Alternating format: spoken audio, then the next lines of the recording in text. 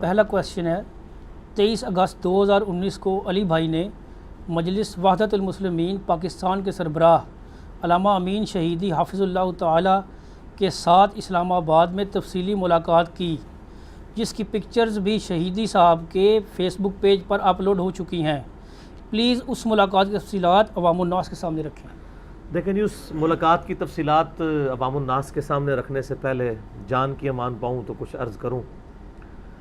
جب تک ہم اس طریقے سے اعلانیہ علماء سے نہیں ملتے تھے، علماء سے رابطے تو میرے ماشاءاللہ ہیں ہمیشہ سے، تو لوگ اس کے اوپر ایمفیسائز کرتے تھے کہ جی علماء سے پوچھ کے چلیں، علماء کو ملیں، علماء سے الگ نہ ہو۔ اب جب ملنا شروع کیا ہے تو اب وہی لوگ کہتے ہیں کہ جی جا کے علماء کے تلوے چاٹ رہے ہیں۔ پنجابی کہتے ہیں نا، آٹا گوندھنا ہے ہلدی کیوں ہے؟ تو آٹا گوندھنے کے لیے ہلنا تو پڑے گا، یہ لازم و ملزوم ہے۔ تو یہ علماء کے تلوے چاٹنے والا مسئلہ نہیں ہے۔ میں اللہ کے فضل سے اپنی طبیعت میں زہد رکھتا ہوں، مجھے کسی کی پرواہ نہیں ہوتی ہے، نہ کسی کے تلوے چاٹنے کی کوئی حاجت ہے۔ البتہ کئی علماء ہیں جو خواہش رکھتے ہیں ملاقات کی، الحمدللہ، تو یہ میں تکبر کے طور پہ نہیں پیش کر رہا ویسے، لیکن میری کوشش ہوتی ہے صرف ان علماء کو ملا جائے، اور ان سے ملنے کی میری خواہش ہوتی ہے جو اتحاد امت کے اوپر کام کر رہے ہوں، سچائی کی بات کو پھیلا رہے ہوں، تھنک آؤٹ آف باکس کرتے ہوں، فرقوں سے نکلے ہوئے ہوں، تو ان کو ملنے کی میری خواہش رہتی ہے۔ یہ ابھی جو ریسنٹ ملاقاتوں کا سلسلہ شروع ہوا ہے، جس کی پکچرز فیس بک پہ آنا شروع ہوئیں، یوٹیوب پہ ویڈیوز آنا شروع ہوئیں، اس سے بہت پہلے ملاقاتوں کا میرا سلسلہ ہے۔ میرا تو پورا بلٹ اپ جو ہے نا وہ علماء کے ساتھ تعلق کی بنیاد پہ ہوا ہے۔ ادروائز ایک عام آدمی کی کیا یہ کمپیٹنسی ہے کہ وہ علماء کے ہیلے، بہانوں، فرقہ وارانہ چالوں سے واقف ہو جو مولویوں میں رائے نہ ہو؟ یہ پاسبل ہی نہیں ہے نا۔ تو یعنی میری تو چھوٹی سی عمر تھی اسکول جانے کی، جب سے میں یعنی مسجد میں، مدرسے میں علماء کے ساتھ اٹھنا بیٹھنا رہا، سوال جواب کا سلسلہ رہا، اس کی وجہ سے یعنی کمپیریٹیو اسٹڈی کرنے کے بعد چیزیں سیکھنے کا موقع ملا۔ بہرحال یہ جو میرے ایک سمجھتے ہیں کہ جو زندگی میں تبدیلی کے بعد سے جو میری ملاقاتوں کا سلسلہ شروع ہوا ہے، اس میں پہلی ملاقات میری 2008 مئی کے مہینے میں ڈاکٹر اسرار احمد رحمہ اللہ تعالیٰ سے ہوئی تھی۔ ڈیٹیل ان کے ساتھ ملاقات ہوئی تھی 2-3 گھنٹے کی، اس کی پکچرز بھی اویلیبل ہیں فیس بک پہ۔ اس کے بعد میری ملاقات 28 مئی 2008 کو، مئی کے مہینے میں ہی شیخ زبیر زئی رحمہ اللہ تعالیٰ ایک اہل حدیث عالم سے ہوئی۔ پھر ان سے تو کئی ملاقاتوں کا سلسلہ جاری رہا، اس کی ویڈیوز، میرے 1-to-1 کوسچنز ان کے ساتھ ریکارڈڈ ہیں۔ اور اس کے بعد جو ڈومیننٹ ملاقات ہوئی وہ مولانا اسحاق مدنی رحمہ اللہ تعالیٰ جو فیصل آباد کے تھے، ان کے ساتھ ہوئی تھی 2012 میں، مارچ کے مہینے میں، ایگزیکٹ 23 مارچ 2012 جمعے کے دن، جس میں نے ان سے 40 کوسچنز کیے تھے 1-to-1۔ شیخ زبیر زئی صاحب سے میرے 100 کوسچن ہیں، وہ ریکارڈنگ ہے 17 جون 2009 کی۔ 2012 میں یہ ریکارڈنگ ہوئی۔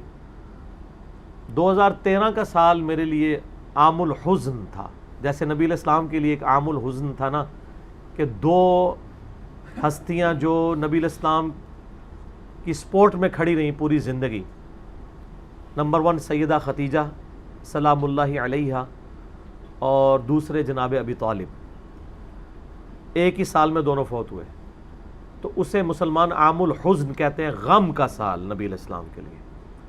میرے لیے غم کا سال تھا 2013 کا سال۔ 28 اگست 2013 کو مولانا اسحاق صاحب کی ڈیتھ ہو گئی، ان کے جنازے میں شامل ہوا دفنانے تک قبرستان میں، اور اس کے چند مہینے بعد 10 نومبر 2013 ہی میں شیخ زبیر زئی صاحب کی ڈیتھ ہو گئی، ان کے جنازے میں بھی دفنانے تک شامل ہونے کی سعادت ملی۔ اس کے بعد آپ سمجھ لیں میرے لیے تو ایک علمی دنیا میں ایک اندھیرا چھا گیا، کہ اس پائے کے علماء جن میں جرت ہو کہ وہ سچ بات بیان کریں، خواہ ان کے مکتبہ فکر کے خلاف ہو، میری نظر میں کوئی نہیں تھا۔ تو ایک میرے لیے تکلیف دہ امر شروع ہو گیا. یہی وجہ ہے کہ پھر 4 سال کا گیپ رہا. اس دوران یعنی علماء سے ملاقاتیں تو ہوتی تھی لیکن وہ چیز نہیں. پہلی بڑی ملاقات جو میری ہوئی ہے نا جی, وہ 2017 کے اندر ہوئی تھی, فروری کے مہینے میں, جاوید احمد غامدی صاحب کے ساتھ, حافظہ اللہ تعالی من الجنت والناس. تو بڑی کارگر ملاقات رہی. میں نے بھی کچھ اپنی معروضات ان کے سامنے رکھی تھی, آج وہ ٹاپک نہیں ہے. اور اس کے بعد یعنی یہ 2017 کی یہ جو ملاقات ہے, ایک یہ ڈومیننٹ میری زندگی کی ملاقات تھی. پھر ملاقات کا سلسلہ جو میں نے سمجھ لیں کہ انٹینشنلی شروع کیا, وہ 2019 میں شروع کیا. اور وہ پہلی ملاقات 11 جنوری 2019 کو مولانا طارق جمیل حافظہ اللہ تعالی من الجنت والناس ان سے ہوئی. اور پھر 2019 میں ہی کچھ مہینوں کے بعد ایک اہل حدیث عالم ضیاء اللہ شاہ بخاری صاحب کے ساتھ ملاقات ہوئی. سارے فرقوں کو ساتھ لے کے چلا. اس کے بعد پھر اہل تشیع میں ڈومیننٹ پرسنالٹی پاکستان لیول کی, آپ پتہ سید جواد نقوی صاحب ہیں لاہور کے, ان سے ملاقات ہوئی. اس کی بھی تفصیلات یوٹیوب پہ موجود ہیں. اس کے بعد لوگوں کا گلہ ہے کہ جی آپ جناب اہل حدیثوں کو بھی مل چکے ہیں, دیوبندیوں کو بھی مل چکے ہیں, بریلوی اہل تشیع کو بھی, تو بریلوی علماء کو بھی ملے. یہ گلہ شکوہ شروع کیا. اب بریلوی علماء کی پبلک کا جو مزاج ہے وہ آپ کو پتہ ہے, آج کل تو بہت وائلنٹ ہوا ہوا ہے پچھلے 2-3 سال سے. تو کوئی عالم ایسا دلیر نظر نہیں آتا تھا کہ جس سے ملاقات کی جائے. ایک بندہ پھر ہمیں نظر آیا, اور آپ کو پتہ ہے وہ ہم نے 16 اگست 2019 کو, آپ بھی ساتھ ہی تھے, اس میں تو نہیں تھے آپ ساتھ, اس میں ندیم بھائی عثمان بھائی تھے. مولانا طارق جمیل صاحب سے ملاقات ہوئی. اس کے بعد واپسی پہ فیصل آباد میں سعید احمد اسد صاحب, ان کے ساتھ ملاقات ہوئی. حافظہ اللہ تعالی, ساروں کو اللہ حفاظت کرے تو اور ان کی مزید حفاظت فرمائے. تھوڑی سی تو حفاظت کر کے وہ اپنے فرقے سے باہر نکلیں, مزید حفاظت ہو تو مزید نکلیں. اللہ تعالیٰ ہمیں بھی ہدایت دے. ہم تو مطلب ہدایت سے اپنے آپ کو بے نیاز نہیں سمجھتے. تو وہ ایک بریلویوں والا گلہ شکوہ بھی دور ہو گیا, تمام مکاتبہ فکر. پھر میں نے کنکلوڈ کر لیا کہ ایک بار تو ساروں کو مل لیا, تو کسی کے بھی تلوے نہیں چاٹے ہیں, جا کے ملاقات کی ہے ان کی اچھائیوں کی وجہ سے. اتنا حوصلہ باقی علماء بھی اگر پیش کریں تو ہم انشاءاللہ تعالیٰ تلوے تو نہیں چاٹتے, 10 بوسی بال سب کی کرتے ہیں, تو وہ کر لیں گے انشاءاللہ حد رکوع جھکے بغیر. تو انہی ملاقاتوں کے سلسلے میں سے یہ والی ملاقات بھی تھی ایک 25 اگست 2019. یہ بھی ایک زندگی کا یادگار دن ہے. بلال بھائی بھی ساتھ تھے, باقی لوگ بھی. میں پہلے عرض کر دوں کہ یہ ہمارا بھرپور دن گزرا ہے. بے شک. کیوں جی؟ بے شک, کوئی شک. کتنی لرننگ ہوئی ہے اس کے اندر. بہت لرننگ. اچھا, کوئی شک. اس میں ہم 5 بندوں سے ملے ہیں. 3 کے نام تو میں آپ کو ڈسکلوز کر دوں گا, 2 کے نام ڈسکلوز نہیں کر سکتا, نہ ان کی تصویریں پیش کر سکتا ہوں, کیونکہ وہ اپنی پبلک سے اتنا ڈرے ہوئے ہیں کہ وہ تصویر کھنچوانے کے لیے بھی تیار نہیں ہوئے. بہرحال ہمارا کوئی مقصد یعنی تصویر کھنچوانا تو ہے نہیں تھا. مقصد ہوتا ملاقات, اور ملنے کا فائدہ یہ ہوتا ہے کہ کئی ایک جو گیریں لگی ہوتی ہیں وہ کھل جاتی ہیں. آپ دیکھتے ہیں کہ جب آپ ڈیبیٹ کے انداز میں گفتگو کر رہے ہوتے ہیں اس وقت بندے کی ٹون اور ہوتی ہے. اب میں آپ سے گفتگو کے انداز میں بات کر رہا ہوں تو اس کی ٹون کچھ اور ہوگی. قرآن میں بھی آپ دیکھیں, جب عذاب کی آیات ہے اس کی ٹون اور ہے, رحمت کی آیات کی ٹون اور ہے. وہ ظاہر ہے ایک ٹون میں تو ساری باتیں نہیں ہو سکتی. تو بہرحال اس 25 اگست 2019 کا جو دن تھا, اس میں سب سے اہم ملاقات ہماری مجلس وحدت المسلمین کے جو سربراہ ہیں اس وقت پاکستان کے, اہل تشیع میں ڈومیننٹ ایک پولیٹیکل لیڈر ہیں اور اتحاد امت کے بڑے دائیوں میں سے ہیں, علمی شخصیت, علامہ امین شہیدی صاحب حافظہ اللہ تعالی. ان کے ساتھ 3 گھنٹے کی ملاقات ہے, لیکن وہ بعد میں آپ کو پہلے صبح سے سناتا ہوں کہ ہم کدھر کدھر گئے, کیونکہ بعض لوگوں کے لیے جی 25 آج 23 اگست کو, تو 23 اگست کی آپ کو رودات صبح سے شروع کرتے ہیں تاکہ آپ بھی مزہ لے کے سنیں. تو پہلے تو ان لوگوں سے ظاہر ہے کہ ملاقات تو طے ہوتی ہے نا کچھ دن پہلے، ٹیلی فونک رابطہ تو میرا رہتا ہے علماء کے ساتھ. تو ان سب لوگوں سے ٹائم مینیج کیا، کیونکہ ہم نے جہلم سے جانا تھا آلموسٹ 150 کلومیٹر کا سفر کر کے اسلام آباد. پھر دن بھی جمعے کا تھا، جمعے کے دن عموماً علماء کی مصروفیات تو ہوتی ہیں جمعے کے حوالے سے بھی، باقی بھی بل ہم نے طریقے سے اس کو مینیج کر لیا. سنڈے کا دن اس لیے نہیں کر سکتے تھے کہ یہاں ہماری نشست ہونی ہوتی ہے.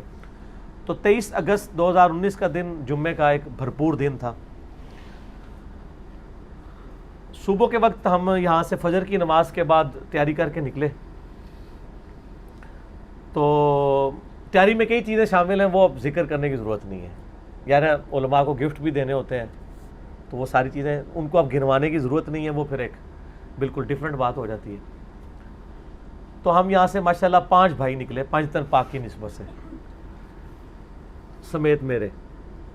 تو طے یہ پایا تھا، یعنی پہلے جس شخص کو ہم نے ملنا تھا وہ ثاقب اکبر صاحب تھے. ان کے اوپر میرا ویڈیو کلپ آ چکا ہے. ملی یکجہتی کونسل جو پاکستان میں دا اونلی پولیٹیکل فورم ہے جس میں تمام مکاتب فکر کے بڑے بڑے علماء، واقعی وہ بڑے بڑے ہیں، ایک تو نام کے بڑے بڑے ہوتے ہیں نا، وہ اس کا حصہ ہے. یعنی اس میں مولانا فضل الرحمان صاحب شامل ہیں، مولانا سمیع الحق صاحب تو فوت ہو چکے، اللہ تعالیٰ ان کی مغفرت کرے. اور اس کے بعد آپ ادھر آ جائیں، سراج الحق صاحب شامل ہیں جماعت اسلامی کے. اسی طریقے سے بریلویوں میں جو ہے وہ زبیر صاحب، صاحبزادہ زبیر صاحب شامل ہیں، اہل تشیع کے علماء. اور لیکن اس میں جو روح رواں ہے نا اس فورم کے، وہ ثاقب اکبر صاحب ہیں. وہی ساری میٹنگز کرتے ہیں. اور جب بھی انٹرنیشنل ایجنڈا کوئی مسلمانوں کے خلاف آتا ہے تو یہ ملی یکجہتی کونسل کے پلیٹ فارم سے جتنا مذہبی ایک پولیٹیکل اور پلس مذہبی ایک پروٹیسٹ ہوتا ہے اور حکومتی دباؤ جو لوگ ڈال سکتے ہیں وہ یہ علماء ہوتے ہیں. اس کے لیے اتنا ہی کافی ہے کہ یہ وہ سارے وہ بڑے علماء ہیں کہ جب ہماری ملک کی پالیسیز بنتی ہیں نا، تو پرائم منسٹر کے ساتھ، آرمی چیف کے ساتھ، ایجنسیز کے چیفز کے ساتھ جن لوگوں کی میٹنگز ہوتی ہیں نا، وہ یہ علماء ہوتے ہیں. آپ کے گلی محلوں کے علماء نہیں ہوتے. اس سے ان کے قد کاٹ کا آپ اندازہ لگا سکتے ہیں. ان میں سے ایک امین شہیدی صاحب بھی ہیں. تو ثاقب اکبر صاحب سے ملاقات کا ٹائم 9 بجے ٹھہرا تھا اسلام آباد میں. تو ہم یہاں فجر پڑھ کے نکل گئے. تو ارادہ یہ تھا کہ ہم نے ناشتہ جا کے، میں نے ان کو کہا تھا ہم پشاور موڑ جا کے کریں گے، G9 مرکز، وہاں ذرا اچھا کھانا مل جاتا ہے. تو وہ ناشتہ وہاں پہ کیا. اس کے بعد وہاں سے جب ہم نکلے تو ماشاءاللہ ہم 9 بجے تک پہنچنے میں کامیاب ہو گئے، کیونکہ ان کا جو البصیرہ سینٹر ہے وہ گولڈا شیف سے بھی آگے، E11 سے بھی آگے، D12 کے بھی اینڈ پہ جا کے وہ شاہ اللہ دتا ایک پوری کمیونٹی بنی ہوئی ہے جہاں پہ زیادہ تر اہل تشیع کے مکانات ہیں، بالکل مارگلہ ہلز کے دامن میں. اس کے بعد مارگلہ کی پہاڑیاں آ جاتی ہیں، بالکل آخری سیکٹر آپ سمجھ لیں وہ بنتا ہے. پراپر سیکٹر نہیں ہے لیکن وہ ایک رورل ایریا اسلام آباد کا، لیکن مکان اچھے بنے ہوئے وہاں پہ. پہلے البصیرہ جب میرا تعلق 2010-11 میں ادھر جانا شروع ہوا، اس وقت G10 میں اسلام آباد ہائی کورٹ کے پاس ان کا آفس ہوتا تھا. وہ پھر شفٹ ہو گئے وہاں پہ. تو ہم 9 بجے وہاں پہنچ گئے بڑے اچھے طریقے سے. ہم نے ان کو پہلے بتایا تھا کہ ناشتہ آپ کے پاس ہم نے نہیں کرنا، اس کے علاوہ آپ نے چائے پلانی ہے تو پلا دیجیے گا. تو لیکن انہوں نے ماشاءاللہ اچھا اہتمام کیا تھا، ہمیں اچھے طریقے سے سرو کیا انہوں نے، جو وہ اپنے لمیٹڈ ریسورسز میں کر سکتے تھے. اسی دوران وہاں ان کے کچھ اور بھی علماء دوست آ گئے، سید امتیاز صاحب اور لوگ. تو مفتی امجد عباس صاحب، یعنی اہل تشیع میں ایک محقق ہے، ینگ ایج، میری آلموسٹ ہم عمر ہوں گے. انہی کے تھرو ہی امین شہیدی صاحب کے لیے بھی ٹائم لیا تھا اور وہاں پہ وہ بھی موجود تھے. اچھی ان کے ساتھ یعنی علمی ڈسکشن رہی. آپ دیکھیں ماشاءاللہ وہ آلموسٹ ہم 9 بجے سے لے کے تو 12 بجے تک وہاں 3 گھنٹے وہاں پہ، بلکہ 12 بھی نہیں 12:30 آلموسٹ ہو گئے تھے. علمی ڈسکشن ساری ہوئی، اتحاد امت کے حوالے سے ڈسکشن ہوئی، قرآن پاک کی حجیت کے حوالے سے ہوئی. پھر سنی شیعہ کنفلکٹ میں جو اہل سنت کے ہاں کمزوریاں پائی جاتی ہیں ان کو ہم نے ڈسکس کیا، جو اہل تشیع کے ہاں پائی جاتی ہیں. تو ظاہر ہے اس کو تو ڈومینیٹ رکھنا تھا. ہم ظاہر ہے کہ ہمیں ایک اہل سنت پلیٹ فارم سے ہی سمجھا جاتا ہے، کسی حد تک درست بھی ہے کہ اہل سنت فرقہ نہیں لیکن منہج. تو میں نے ثاقب اکبر صاحب سے بھی عرض کی، میں نے کہا حضور اب آ کے آپ کے اہل تشیع کے علماء ذاکرین کے غلوب پر مبنی عقائد کے خلاف بولنا شروع ہوئے ہیں. پہلے آپ لوگ یہ تماشا دیکھتے رہے ہیں اور اب اس حد تک یہ چیز بگڑ چکی ہے کہ نصیریہ کے غلط عقیدے اہل تشیع میں سرایت کر گئے ہیں اور اہل بیت کے بارے میں اس قدر غلوب ہو گیا ہے کہ نعوذ باللہ ان کو ڈیوینٹی میں کلیم کرنا شروع کر دیا ہے. اور جس طریقے سے ہندوؤں کے ہاں نظر و نیاز کا بتوں کے آگے سلسلہ ہے, یہاں پہ علم کے آگے اور گھوڑوں کے ساتھ وہ معاملات شروع ہو گئے ہیں. اب آ کے علماء فتوے دے رہے ہیں کہ ذاکرین کو ممبروں سے الگ کریں, لیکن ان کی جڑیں اتنی مضبوط ہو چکی ہیں کہ ان کو ہٹانا مشکل ہے. جس طرح اہل سنت کے ہاں آپ دیکھیں گے وہ جو سر لگا کے پڑھنے والے مولوی اور نعت خان یہ بڑے ڈومیننٹ ہیں, لیکن پھر بھی اس لیول کی گمراہی اہل سنت کے ہاں نہیں ہے. یہاں پہ علماء پھر بھی ڈومیننٹ ہیں ایز کمپیئر ٹو نعت خانوں کے, لیکن وہاں پہ ذاکرین اوپر ہیں کیونکہ وہ بات وہ کرتے ہیں جو عوام سننا چاہتی ہے. علمی باتیں کہاں سے, ان کا تو مزاج شیعہ کے ہاں تو علمی مزاج کا فقدان ہو گیا ہے. یہ تو انقلاب ایران 1979 کے بعد تھوڑا علمی شغف ان کا بنا ہے, ادروائز پہلے تو بہت برے حالات تھے خصوصاً سب کانٹیننٹ کے. تو اس کا میں نے ان کے ساتھ گلہ شکوہ کیا کہ یہ اس کے اوپر کوئی کام کرنے کی ضرورت ہے. پھر میں نے ملک کی سیکیورٹی ثاقب اکبر صاحب کے ساتھ, چونکہ وہ یہ اب وہ علماء ہیں جو ملک کی پالیسیز اور پولیٹیکل ایشوز کے اوپر کمپیٹنسی رکھتے ہیں اور ان کو اپ ٹو ڈیٹ نالج ہوتا ہے اس کا. تو ان سے ظاہر ہے میں نے جا کے نکاح طلاق کے مسئلے ڈسکس نہیں کرنے تھے, یہی زیادہ ڈومیننٹ ڈسکس کیے. اور آپ کو پتہ ہے ہماری ایک ملکی پالیسی میں بہت بڑا شفٹ آیا ہے کہ 70 سال سے ہماری ایک نان سٹیٹ ایکٹر کی پالیسی تھی جو اب گورنمنٹ کی طرف سے, پچھلی گورنمنٹ جو نون لیگ کی تھی اس میں ابتدا ہوئی, اور ظاہر ہے اس میں پھر آرمی چیف بھی شامل تھے, ایجنسیز کے چیفز بھی, کہ اب ہم نان سٹیٹ ایکٹرز نہیں رکھیں گے. کسی مدرسے میں کسی کو گن رکھنے کی اجازت نہیں ہوگی, اور جہاد صرف جو ہے وہ حکومت کا کام ہے, حکومت کی اجازت سے فوج کا کام ہے. یعنی وہی ساری باتیں جو مودودی صاحب آج سے 50-60 سال پہلے ان کو سمجھاتے تھے وہ اب ان کو سمجھ آ گئیں, کیونکہ ہم جب ان ساری چیزوں سے گزر کے اپنی اس قوم کو ہم نے ایک آگ میں جھونکا اور اس لیول تک آگ میں جھونک دیا کہ لاکھوں لوگ لقمہ اجل بنے, اس کی وجہ سے کہ عوام الناس کے ہاتھ میں آپ نے اسلحہ پکڑا دیا. تو ان چیزوں کے اوپر ڈسکشن ہوئی اور چیزیں سامنے آئیں کہ یہ معاملات اب بالکل طے ہو چکے ہیں.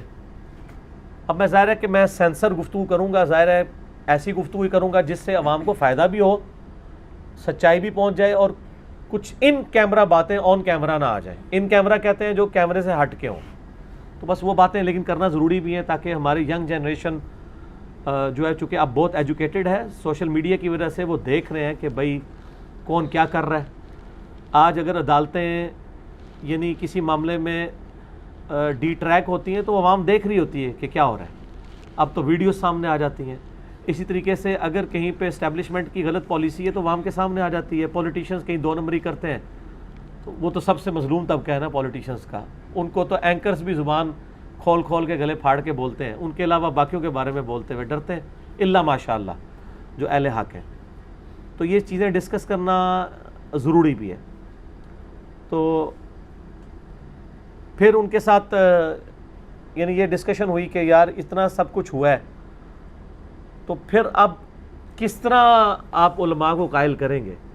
تو کہنے لگے کہ جب ہماری یہ ہائر اپس کی میٹنگ ہوئی تو اس میں انہوں نے یہی بات کی تھی کہ جس طرح ماں باپ کبھی کھیلنے کے لیے کھلونا دے دیتے ہیں اولاد کو, تو ریاست بھی ماں کی جگہ ہوتی ہے. انہوں نے کھیلنے کے لیے اسلحہ دیا تھا, اب وہ واپس لے رہے ہیں. تو میں نے کہا جی میں جان کی مان پاؤں تو عرض کروں کہ آپ میں سے کوئی ایک شخص تو ادھر کھڑے ہو کے یہ کہتا کہ ماں باپ چھریاں تو اپنے بچوں کو کھیلنے کے لیے نہیں دیتے کہ ایک دوسرے کو مارتے پھریں. کون سے ماں باپ کا دل کرتا ہے کہ چھوٹے بچوں کو گنے پکڑا دیں گے وہ ایک دوسرے کو قتل کریں. تو یہ مثال اگر آپ کو دے کے کسی نے کہانی کرائی ہے, کہانی کہانے والوں نے, تو وہاں کم از کم آپ نے زبان تو کھول لی تھی کہ وہ جو لوگ مر گئے ان کی فیملیز کا پرسان حال کون ہے. پوری فیملیاں اجڑ گئیں, اور جو ملک کی اکانومی نیچے چلی گئی اس کی وجہ سے, غلط پالیسیز کی وجہ سے, وہ الگ. بہرحال ہم پھر بھی اپریشیٹ کرتے ہیں کہ اب وضو قائم رہے. اور مجھے بڑی خوشی ہوئی پچھلے دنوں DGISPR ہمارے فورن منسٹر کے ساتھ بیٹھے ہوئے تھے اور ساتھ ہماری وہ انفارمیشن منسٹر بھی بیٹھی ہوئی تھی. تو وہاں انہوں نے ایک بڑا پیارا جملہ بولا جو میں نے پکڑ لیا اور میں ویڈیو میں ریکارڈ کروا رہا ہوں تاکہ یہ لوگ پکے بھی رہیں. DGISPR نے کہا تھا اب کوئی شخص اگر بارڈر کراس کر کے انڈیا میں جہاد کرنے کے لیے یا لڑنے کے لیے گیا تو وہ غدار وطن ہوگا، ملک کے ساتھ وہ دشمنی کر رہا ہوگا. بالکل 180 ڈگری شفٹ ہے نا. تو اور اب یہ یعنی بول بول کے شفٹ کیا جا رہا ہے، تو ہمیں تو بڑی خوشی ہے. ہم تو پہلے یہ رونا روتے تھے کہ خدا کے لیے یہ لوگ نہ پالو، آپ کل کو آپ کے گھاٹے فٹ ہوں گے، مصیبت کھڑی ہو جائے گی. فوج کے علاوہ کسی کو اجازت نہیں ہونی چاہیے کام کرنے کی. بال یہ پالیسی شفٹ ہوئی ہے الحمدللہ، ہمارے بڑوں نے ڈیسائیڈ کیا ہے، ہم اپریشیٹ کرتے ہیں. اور ہمارے بڑوں کی غلطیوں کی وجہ سے جو یعنی پوری 2 نسلوں کو ایک تکلیف کاٹنی پڑی ہے، اس کی تو وہ اللہ سے معافی مانگیں. اور میری تو ریکویسٹ ہے کہ وہ لوگ جو اس میں لقمہ اجل بنے ہیں دہشت گردی میں، ان لوگوں کی فیملیز کو کمپنسیٹ کیا جائے. ہمیں ان آفیشلی پتہ ہے کرتے بھی ہیں، لیکن اچھے یعنی پیکیجز کے ساتھ ان کے ساتھ ہیلپ آؤٹ ان کو کرنا چاہیے. اور باقی جو بچ گئے ہیں ان کو مین سٹریم کے اندر لے کے آئیں، جو کہ وہ لانے کی کوشش بھی کر رہے ہیں، لیکن ظاہر ہے اس پہ ٹائم لگے گا. تو میرا خیال ہے علماء کا بھی موقف یہی ہے کہ بجائے پرانے گڑے مردے اکھاڑنے کے اب ان کو اس معاملے پہ پکا کیا جائے، اور وہ کر رہے ہیں. پھر میری ثاقب اکبر صاحب کے ساتھ ڈسکشن ہوئی، حروف مقطعات پہ انہوں نے کتاب لکھی ہے. میں انشاءاللہ وہ کتاب پڑھ کے نا میرا دل ہے ایک پورا لیکچر ریکارڈ کرواؤں. یہ قرآن کے حروف مقطعات ہیں نا، ان کے بارے میں انہوں نے درجنوں بڑے بڑے علماء جو اسلامک ہسٹری میں گزرے ہیں، تمام مکاتب فکر کے، ان سب کی آراء آلموسٹ 1.5-2 سال لگا کے انہوں نے جمع کر کے ایک اتنی موٹی کتاب لکھی جو انہوں نے مجھے گفٹ کی ہے کہ اس میں فلاں فلاں لوگ کیا کہتے ہیں اور کیا کیا دلائل رکھتے ہیں. تو حروف مقطعات پہ میرا ارادہ ہے کہ اس سے استفادہ کر کے ایک ڈیٹیل کلپ ضرور ریکارڈ ہو جائے. الف لام میم، اس طرح سے قاف صاد کاف ہا یا عین صاد، یہ سارے. اس کے بعد قرآن حکیم کی حفاظت کے اعتبار سے ہماری کافی لمبی ڈسکشن ہوئی. قرآن میں ناسخ و منسوخ، اور خصوصاً جو اہل سنت کے ہاں تو یہ ڈومیننٹ عقیدہ پایا جاتا ہے کہ قرآن کی کئی آیات ایسی ہیں جن کی تلاوت منسوخ ہو چکی ہے، اس وقت قرآن کے طور پہ نازل ہوئی، لیکن آج وہ مصحف میں شامل نہیں ہے. اہل تشیع میں بھی بعض کا یہ عقیدہ ہے، لیکن وہ کہنے لگے کہ ہمارے ہاں جو اہل علم ہے وہ تو یہ ماننے کے لیے تیار نہیں ہے کہ قرآن کا کوئی حصہ ایسا تھا جو اب قرآن میں موجود نہیں اور وہ منسوخ ہوا ہے. البتہ قرآن کے اندر ایسی آیات ہیں جو منسوخ ہوئی ہیں، تو وہ تو لاجیکل ہے. الفوز الکبیر فی اصول تفسیر میں شاہ ولی اللہ دہلوی نے 5 مقامات کا ذکر کیا، میرا اس پہ کلپ بھی ریکارڈڈ ہے. پھر میں نے اس سے 7 قرات کا ایشو ڈسکس کیا. وہ کہنے لگے جی میں پرسنلی تو 7 قرات کا قائل نہیں ہوں، میں قرآن کی اسی قرات کو مانتا ہوں جو اس وقت ہمارے پاس یہ عثمان طاہا جو دمشق کا رائٹر ہے، جو امام حفص کی قرات چل رہی ہے، عبداللہ ابن مسعود کے جو آگے سے شاگرد تھے، یہ قرآن لکھا ہوا ہے. یہی ایران سے بھی چھپتا ہے اور یہی سعودیہ سے بھی، اس کے ہر صفحے پہ ایک آیت یعنی مکمل ہو رہی ہوتی ہے. یہی ہمارے پاس تاج کمپنی بھی چھاپ رہی، یہی مصحف ہے. تو کہتے ہیں میں 7 قرات کے اختلاف کو نہیں مانتا، کیونکہ اس میں کئی قرات میں الفاظ کا بھی فرق ہے. وہ آپ دیکھتے ہیں جو ہمارے اسلام دشمن کئی ایک لوگ ہیں، وہ ٹی وی پہ ویڈیوز بھی چڑھا رہے ہوتے ہیں یوٹیوب پہ کہ جی قرآن کے جو نسخے کچھ ایسے بھی ہیں جن میں ان اللہ علی کل شیء قدیر کی جگہ لکھا ہے وہو علی کل شیء قدیر. اب مطلب تو ایک ہی بنتا ہے، اس میں ہوا کی ضمیر اللہ کی طرف ہے، ادھر اللہ کے ساتھ ہے. وہ کہتے ہیں جی پھر قرآن باللفظ تو محفوظ نہیں ہے. اب وہ اسٹیبلش قرات ہیں، بلکہ وہ مجھے بتانے لگے تو اب تو سعودیہ والوں نے باقاعدہ وہ 7 کی 7 قرات میں قرآن چھاپ بھی دیا ہے. لیکن دنیا میں جو قرآن ہے جس پہ ایگریڈ اپان ہے، جو لوگ حفظ کرتے ہیں اور چل رہا ہے، وہ تو یہی والا قرآن ہے. بہرحال یہ ہے کہ اللہ کا شکر ہے ان 7 قراتوں سے اس قرآن پہ کوئی فرق نہیں پڑا. یہ قرآن تو وہی ہے. آپ انڈونیشیا کے مسلمان سے سورہ اخلاص سن لیں، یا افریقہ کے مسلمان سے، یا رشیا کے، یا امریکہ کے، وہ ایک طرح ہی پڑھتا ہے. تو یہ بہت بڑی حفاظت ہے عملی تواتر حفاظ کے ذریعے. پھر سب سے بڑی بات ہے ہمارے پاس جو کلمی نسخے ہیں قرآن کے، رشیا میں پڑا ہوا ہے، جس کی کاربن ڈیٹنگ سے آپ لگا سکتے ہیں سیدنا عثمان غنی کے دور کے ہیں. وہ توپ کاپی میوزیم ٹرکی میں پڑا ہوا ہے، انگلینڈ کے میوزیم میں. پچھلے دنوں آپ کو پتہ ہے برمنگم میں بھی ایک نسخہ نکلا تھا، جب گوروں نے سلطنت عثمانیہ توڑی تو عراق سے کچھ نسخے لے گئے تھے. اس کی تو کاربن ڈیٹنگ بھی کرائی ہے انہوں نے. وہ آلموسٹ 730-40 عیسوی بنتا ہے، جو سیدنا عثمان کا دور ہے، کہ یعنی جو 650 یا 55 کے قریب بنتا ہے. 730 والا تو ڈیفرنٹ ہے، کیونکہ نبی اسلام کی وفات ہوئی ہے 36 ہجری کے اندر عیسوی کے اندر جی 32 میں. ہاں تو اس میں آلموسٹ 20 سال جمع کریں تو وہی وہ بنتا ہے زمانہ. تو کاربن ڈیٹنگ ایک پروسیس ہے جس میں آپ کسی چیز کی یعنی لائف فائنڈ کر سکتے ہیں. اس میں یہ ساروں کی کہانیاں بھی کھل جاتی ہیں جو کہتے ہیں ہمیں پرانا نسخہ مل گیا ایک فلاں حدیث کی کتاب کا, وہ آج کی ہینڈ رائٹنگ اور آج کا کاغذ لگا ہوتا ہے. اور وہ بریلویوں نے بھی کہا تھا جو حدیث نور مل گئی ہے مصنف عبدالرزاق کا ایک نسخہ. مصنف عبدالرزاق وہ کاغذ آج کے زمانے کا, سیاہی آج کے زمانے کی, اور نسخہ وہ کہہ رہے ہیں 1200 سال پرانا ہے. گورے نے ویسے کہانیاں پڑھنے کا طریقہ دستا ہے سانو. کاربن ڈیٹنگ یہ آج کل وہ کہتے ہیں وہ شاہ نعمت اللہ ولی کی وہ پیشن گوئی ہیں سر, ان کی تاریخ پیدائش وفات کے حساب سے کاربن ڈیٹنگ کروا کے اس زمانے کے کاغذ میں دکھائیں تو مانیں گے, بعد میں نہیں تو کوئی بھی کہانی کروا سکتا ہے. بال یہ میں ضمن بات کر رہا ہوں. پھر مولانا مودودی کے والے سے ڈسکشن ہوئی ان کی علمی خدمات کے اوپر, بڑی اچھی ڈسکشن رہی. پھر وہ کہنے لگے ثاقب اکبر صاحب کہ میں ایک تحقیقی مقالہ لکھنا چاہ رہا ہوں اس محرم میں بھی ایسی کتابوں پہ جو اہل بیت کے دفاع میں لکھی گئی ہیں. تو میں نے ان کو پھر 3 کتابیں ریکمینڈ کی. میں نے کہا جی ایک تو کتاب ہے مولانا اسحاق مدنی رحمہ اللہ تعالیٰ فیصل آباد والے, ان کی تقریروں کو کمپائل کیا گیا مقصد حسین کے نام سے. اب اس کا نیا ورژن بھی رات کو میری شہزاد بھائی سے بات ہوئی تھی فیصل آباد میں, وہ کہہ رہے تھے نیا ورژن اس کا 1100 پیجز پہ آ رہا ہے. میں نے کہا پرانا تو بھیجیں, ہم اس کا PDF چڑھائیں. تو اس کے اوپر یعنی کام ہونے کی ضرورت ہے, تو اس پہ آپ مقالہ لکھیں. دوسری میں نے کتاب ان کو بتائی طارق جمیل صاحب کی کتاب آئی ہے گلدستہ اہل بیت, اور تیسری ضیاء اللہ شاہ بخاری جو اہل حدیث عالم ہیں ان کی آئی ہے کتاب دفاع امام حسین علیہ السلام. یہ ہمارے پاس موجود ہے. تو وہ کہتے ہیں ٹھیک ہے میں اس کے اوپر یعنی لکھتا ہوں انشاءاللہ تعالی. بال یہ 9 سے 12:30 تک اور بھی کئی باتیں ہوئی ہیں جن کی ضرورت نہیں ڈسکشن کی. To cut the story short 12:30 ہو گئے. پھر ہم جمعے کی نماز کے لیے, پہلے میرے اسلام آباد میں بھی پتہ ہے آپ لوگوں کو ایک گھر ہے, وہاں آئے, ہم تھوڑا سا فریش ہوئے, وضو وغیرہ کیا, تو ہم نے 1:30 بجے جمعے کی نماز, قریبی ایک مسجد تھی وہاں پہ ایک اہل حدیث کی مسجد ہے G13 کے اندر, مسجد امام شافعی رحمہ اللہ تعالیٰ. اہل حدیث بھی اماموں کو مانتے ہیں, بے فکر رہیں. بلکہ آپ کو مزے کی بات بتاؤں, پنڈی اسلام آباد میں کتب 6 کے سارے اماموں کے نام پہ مسجدیں بنا دی ہیں اہل حدیث نے. امام بخاری مسجد, امام مسلم مسجد, امام ترمذی کی تو آپ کو دکھائی بھی تھی نا G11 میں وہ گول مسجد, بالکل. اچھا, امام نسائی, امام ابن ماجہ, یہ سارے. اور اس طریقے سے فقہ میں جو بڑے امام ہیں نا ان کے ناموں میں مسجدیں شروع کی ہیں. امام حنیفہ کی ابھی نہیں بنائی ہے, مہربانی کرو بنا دو یار, چھڈو جان دو. امام شافعی کی بال انہوں نے بنائی مسجد, وہ بہت بڑی مسجد ہے.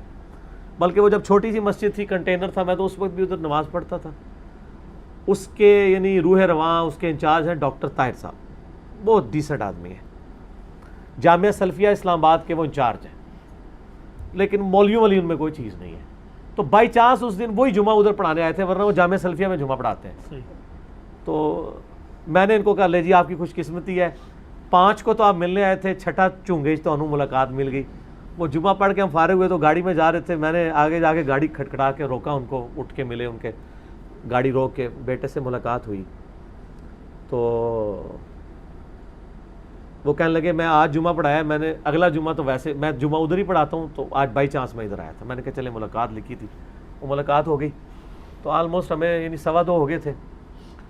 تو وہاں سے پھر ہم نکلے, وہ راستے میں پھر ایک اور اہل حدیث عالم سے ملاقات ہو گئی نام لیے بغیر.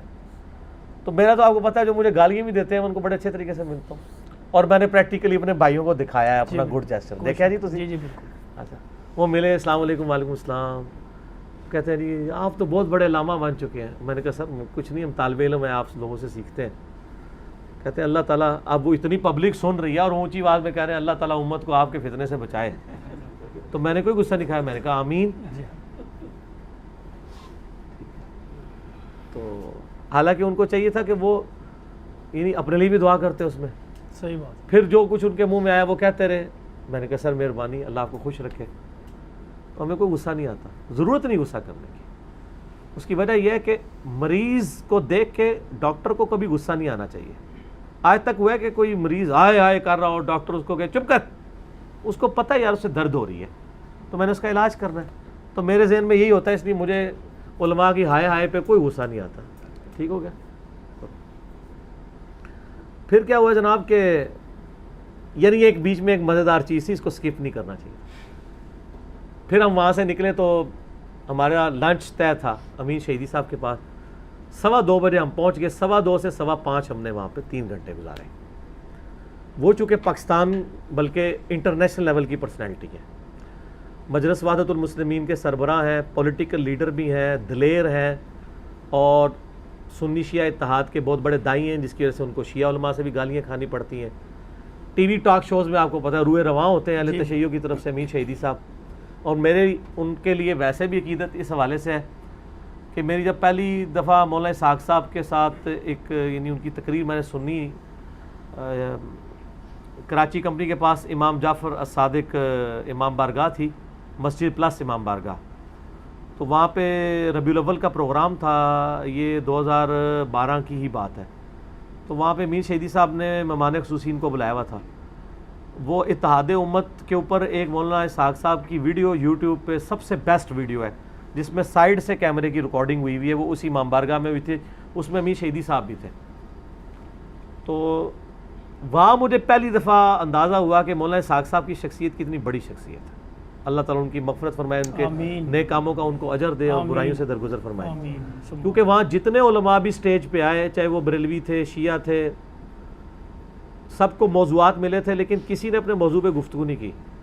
10-15 منٹ مولانا اسحاق صاحب کی تعریفیں کر کے وہ اتر جاتے تھے. حالانکہ مولانا اسحاق کی یہ طبیعت نہیں تھی، لیکن وہ سارے کہتے تھے کہ ان کی موجودگی میں ہم کیا بات کریں گے.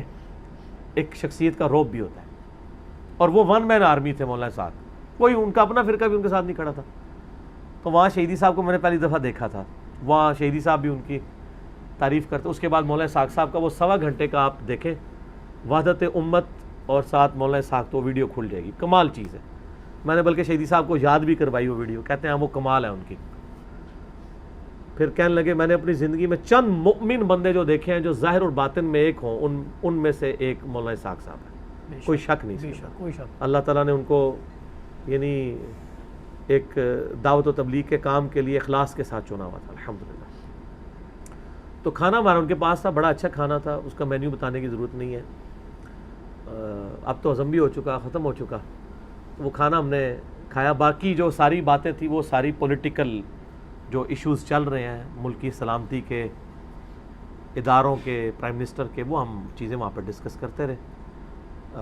تو وہ کئی باتیں ہیں جو انہوں نے مجھے منع کی کہ یہ باتیں آپ نے کیمرے میں ڈسکس نہیں کرنی، اور جو چیزیں ہم کیمرے میں ڈسکس کر سکتے ہیں وہ ہم ڈسکس کریں گے تاکہ عوام الناس کو فائدہ ہو. اس میں ٹاپ آف دا لسٹ اس وقت جو پاکستان کے اوپر تلوار لٹکی ہوئی ہے FATF کی، جس کا میں پہلے بھی ڈسکشن کر چکا، نان اسٹیٹ ایکٹر والا، فارن فنڈنگ والا ایشو. تو آرمی چیف کے ساتھ، پرائم منسٹر کے ساتھ جو میٹنگز اس حوالے سے ہوئی ہیں، ان میٹنگز میں فزیکلی یعنی امین شہیدی صاحب بھی موجود ہوا کرتے تھے. جتنی میٹنگز ہوئی ہیں یا آندہ بھی ہوتی ہیں، چونکہ وہ ایک ڈومیننٹ پرسنالٹی ہے. تو مجھے بتانا، میں نے تو ان کو پھر کلیئر کٹ کہا، میں نے کہا جی سب سے زیادہ نان اسٹیٹ ایکٹر کا افیکٹ ہی اگر کوئی مکتبہ فکر ہے پاکستان میں تو اہل تشیع ہے. سب سے زیادہ لوگ ان کے مارے گئے ہیں پچھلے 25-30 سالوں کے اندر ہماری ان پالیسیز کی وجہ سے.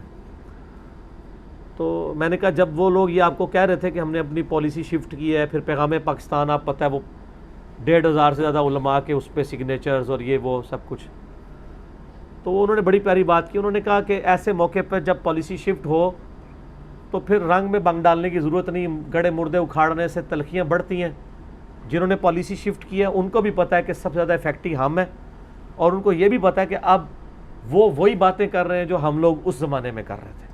تو انہوں نے کہا یہ ہماری بڑی چیز ہے. بل میں نے کہا جی میں نے آپ کی دلیری جو دیکھی ہے نا، جو آپ مسنگ پرسنس کے اوپر آپ کی وہ دھرنے میں ایک دھرنے وہ دوسرے ہیں نا، مسنگ پرسن کے لیے جو دھرنا کراچی میں ہوا تھا، شیعہ کے 60 کے قریب لوگ مسنگ تھے، تو اس پہ بڑی جارحانہ تقریر کی تھی امین شہیدی صاحب نے، جو ان کے مزاج کی نہیں ہے. وہ بڑے دھیمے مزاج کے آدمی ہیں. تو میں نے کہا جی آپ نے واقعی دلیری دکھائی ہے، ورنہ تو یہاں تو ہماری عدالتیں بھی بعض اوقات مسنگ پرسن کے مسئلے میں جھول کھا جاتی ہیں.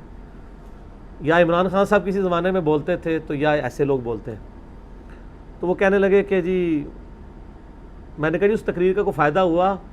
کو بعد میں دھمکیاں وغیرہ تو نہیں آپ کو ملی؟ کہتے نہیں فائدہ ہی ہوا ہے. اس کے بعد 60 میں سے 42 بندے چھوٹ گئے ہیں جن پہ FIR بھی نہیں تھی, بس وہ غلط رپورٹنگ پہ پکڑے گئے. تو وہ اس پہ وہ پنجابی میں ایک محاورہ بولا جاتا ہے نا کہ روو نہ تو ماں بھی دودھ نہیں دیندی, یعنی جب تک آپ روئیں گے نہیں تو ماں بھی دودھ نہیں پلاتی ہے. تو ریاست کے سامنے بھی رونا ہونا چاہیے, لیکن یہ نہیں کہ آپ آرمڈ کنفلکٹ کریں. اور یہ ماشاءاللہ شہیدی صاحب سمجھدار آدمی, انہوں نے کبھی اس طرح اسلحہ اٹھا کے اینٹی اسٹیٹ ہونے کی کوشش نہیں کی ہے. پروٹیسٹ ہی اپنا ریکارڈ کرواتے ہیں. تو پولیٹیکلی پروٹیسٹ کرنے سے بھی بعض اوقات پازیٹیو رزلٹ آتے ہیں. یہ بھی ایک طریقہ ہوتا ہے کہ آپ اپنی بات. تو پھر انہوں نے کہا کہ پھر کہنے لگے کہ جی اس طریقے سے مطلب ہمیں اچھا رسپانس ملا ہے, وہ سیٹسفائی تھے. باقی کئی ایک چیزیں ہیں جو انہوں نے منع کی, میں وہ میرے لیے تو بہت اصلاح کا سبب تھی, آپ لوگوں کے لیے بھی. ظاہر ہے ہم بھی اب ایک اسٹیج میں ہیں, خصوصاً جب لوگوں کی فالوئنگ ہونا شروع ہو جاتی ہے, لوگ ذرا پبلکلی ڈومیننٹ ہو جاتے ہیں, پھر ریاست کے ادارے ان کے بھی کان کھڑے ہو جاتے ہیں کہ یہ کہیں اس طرف تو نہیں جا رہا. تو وہ پھر ان سے رابطے میں اس اعتبار سے بھی ہمیں ہماری کافی گائیڈ لائنز ملی. ویسے میں آلریڈی بھی میرے سب کے ساتھ رابطے ہوتے ہی ہیں ریاستی اداروں میں لوگوں کے ساتھ, لیکن یہ ایک فرسٹ ہینڈ نالج ملتا ہے. پھر کئی چیزیں انہوں نے ہمارے بڑے بڑے علماء کے بارے میں ہمیں بتائیں, بغیر نام لیے, بغیر واقعات سنائے. میں ایک جملے میں کنکلوڈ کروں گا کہ بڑا دکھ ہوا ان باتوں کو سن کے کہ کئی لوگ جو بظاہر کتنے دیندار نظر آ رہے ہوتے ہیں لیکن اندر سے وہ کیسے ہوتے ہیں. اللہ نے پردہ رکھا ہے. میں کہتا ہوں اللہ تعالیٰ دنیا اور آخرت میں ہمارے گناہوں پہ بھی پردہ رکھے, آمین ثم آمین. بہرحال اگر میرے دماغ کے کہیں کونے میں بھی کوئی وہ حسن ظن والا پہلو تھا تو وہ بھی ختم ہو گیا, لیکن اس کے اگینسٹ اچھے لوگ بھی موجود ہیں. اچھے لوگوں کے میں نام بتا دیتا ہوں. شاہ احمد نورانی صاحب, قاضی حسین احمد صاحب, ان لوگوں کی انہوں نے تعریف کی کہ یہ واقعی اپ رائٹ لوگ تھے ماشاء اللہ تعالیٰ. تو جن کے نام میں نہیں لے رہا اس کا یہ مطلب نہیں ان کو وہ غلط سمجھتے ہیں. کئی کے میں نام نہیں بھی لے پاؤں گا, میں نے ایک جنرل آپ کو بات کر دی. اس طرح کے اچھے لوگ ہر جگہ موجود ہیں, ان کو یعنی اپریشیٹ کرنا چاہیے. اور پھر میں نے ان سے ایک تلخ بات کی. میں نے کہا جی ہمارا ایک بہت بڑا مکتبہ فکر مس یوز ہوا ہے نان اسٹیٹ ایکٹر کے طور پہ, وہ دیوبند مکتبہ فکر ہے. آپ کو پتہ ہے ضیاء الحق کے دور سے لے کے ابھی تک جتنی اس طرح کی تنظیمیں ہیں جنہوں نے ملک کے اندر کارروائیاں کی وہ دیوبند سے ہی تعلق رکھتی ہیں. اہل حدیث کی اگر ایک تنظیم آئی ہے تو وہ ملک میں کچھ نہیں کرتی تھی, ان کا تعلق کشمیر کے ساتھ تھا, ملک میں پرامن رہے. تو میں نے کہا کہ اب ہو سکتا ہے آپ لوگ کہیں کہ بدلہ اتارنے کا وقت آ گیا, تو اب ہم فرنٹ سے لیڈ کرتے ہوئے اپنے بدلے پرانے لوگوں سے اتاریں. تو کہیں ایسا نہ ہو کہ اب آپ یوز ہوں نان اسٹیٹ ایکٹر کے طور پہ.